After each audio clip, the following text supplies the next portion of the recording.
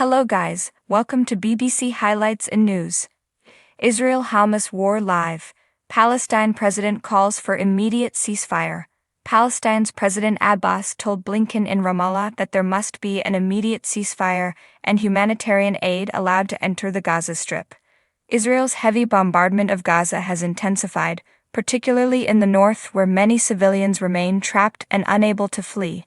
The number of Israeli soldiers killed since the start of the war has now risen to 346, including 32 who died after Israeli troops entered Gaza. Yohanatan Maimon, 20, was killed on Saturday while fighting in the north of the Strip, the army said. The Palestinian Health Ministry has just reported that the death toll in the besieged enclave has risen to 9,770, including 4,880 children, since October 7. Iran said that the U.S. would be hit hard if Washington did not implement a ceasefire in Gaza. Our advice to the Americans is to immediately stop the war in Gaza and implement a ceasefire, otherwise they will be hit hard. Iran's Minister of Defense Mohammad Reza Ashtiani was quoted as saying by the semi-official news agency Tasnim.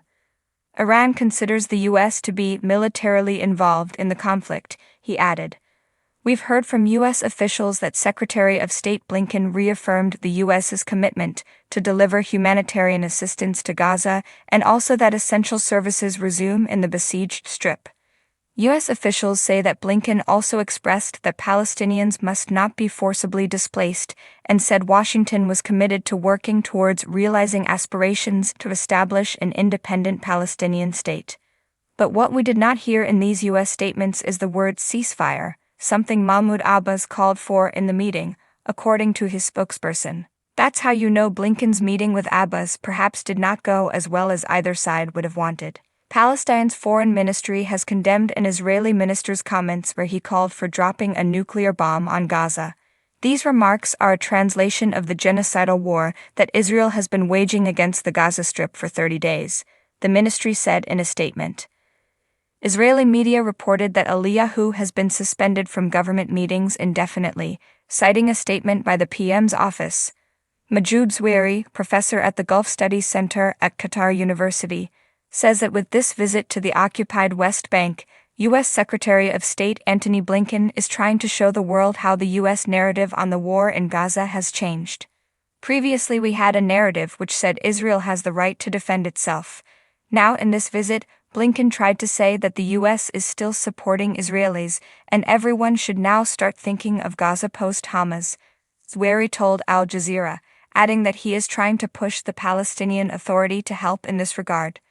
But in Saturday's conference in the Jordanian capital Amman, there was a huge gap where regional players said a ceasefire needs to take place first, before discussing the future of Gaza, Zweri noted.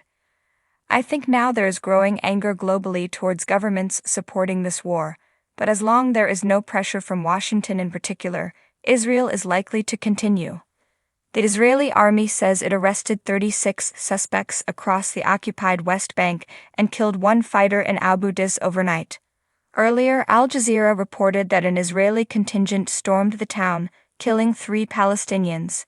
One person was killed in his house after being hit by an Israeli missile, while 2 others died of their wounds. The army also said it signed a demolition order for the house of a fighter it claimed was responsible for a shooting that took place in August in Tel Aviv. In a meeting which lasted less than an hour, Palestinian President Abbas told Blinken that there must be an immediate ceasefire and humanitarian aid should be allowed to enter the Gaza Strip, Abbas's spokesperson Nabil Abu Rudaina told Reuters. Our correspondents in Ramallah are reporting that small protests against Blinken's visit are taking place. People said that the U.S. is part of the aggression and also protested against the atrocities being committed in Gaza.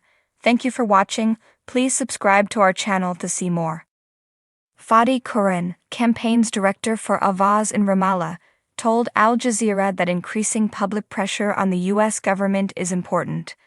Blinken is currently acting against the majority of the U.S. public and U.S. interest, he said, so continued public pressure will force the U.S. to either decide to be complicit with the mass murder of Palestinians or to force Israel to go for a ceasefire. Qatari PM Mohammed bin Abdulrahman Al Thani has said there had been false reports on negotiations to release Israeli captives held in Gaza, without elaborating. During a news conference in Doha along with French Foreign Minister Kalana, Al Thani said that there were complexities in the field due to Israeli military practices in the enclave. In separate remarks, Qatar's foreign ministry spokesperson Majid Al-Ansari said efforts to secure the release of the captives required a period of calm, and that leaks from the negotiations were harmful.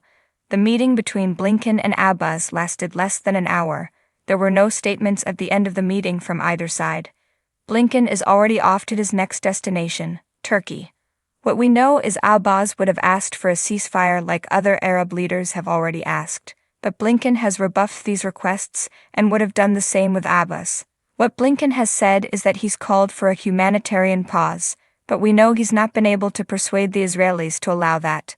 Following a meeting with her Qatari counterpart in Doha, France's Foreign Minister Catherine Colonna says too many civilians have been killed in Israeli air raids on Gaza. Colonna said schools, hospitals, humanitarian workers, and journalists must be protected, adding that an international humanitarian conference, to be hosted by France on November 9, will cover respecting international law, basic needs such as healthcare, water, energy, and food, and will call for concrete action for civilians in Gaza. Israel says it is striking Hamas's targets and accuses the group of using residents as human shields. It's just after 12 p.m. in the occupied Palestinian territory in Israel, 10 o'clock Greenwich Mean Time. If you're just joining us, here's a recap of the latest developments. More than 30 people killed in the Israeli bombing of refugee camp in central Gaza. At least 46 Palestinians arrested in the occupied West Bank as Israeli raids intensify across the region overnight. A meeting between U.S. Secretary of State Blinken and Palestinian President Abbas is underway in Ramallah, occupied West Bank. Blinken is expected to visit Turkey, where protesters have rallied outside a U.S. base. Protests have been held around the world in support of Palestine on Saturday and Sunday. More than 100 Britons have been evacuated from Gaza, Deputy Prime Minister Oliver Dowden said, adding that the government hopes more will be able to leave. Over 100 UK nationals were able to cross out of Gaza into Egypt through the Rafah crossing. It is very disappointing that the crossing was closed yesterday, Dowden told the BBC. We are engaging very closely, and we're hopeful that the crossing will reopen again today, enabling further UK nationals to leave. The Rafah crossing was opened for limited evacuations for 3 days earlier this week, under a Qatar-brokered deal aimed at letting some foreign passport holders, their dependents, and some wounded people out of the enclave. Evacuations have been suspended since Saturday, 2 Egyptian security sources and 1 medical source told Reuters news agency. There are busloads of people arriving and marching into Pakistan's capital Islamabad in solidarity with the people of Palestine. The demonstrators are demanding that leaders of the Islamic States do more by action rather than just words to help Palestinians in Gaza.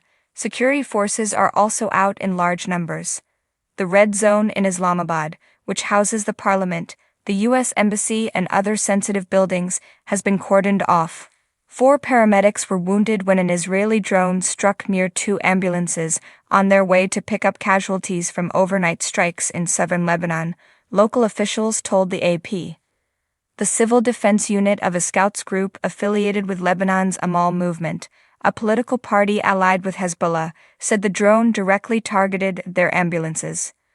Officials said the Lebanese army and the Red Cross transported the wounded paramedics to a hospital in Tyre, as Israeli air raids reportedly did not stop.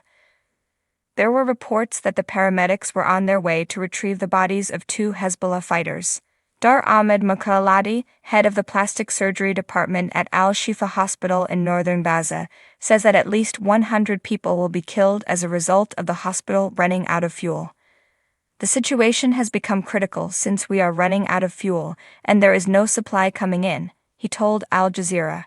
Thank you for watching. Please subscribe to our channel to see more.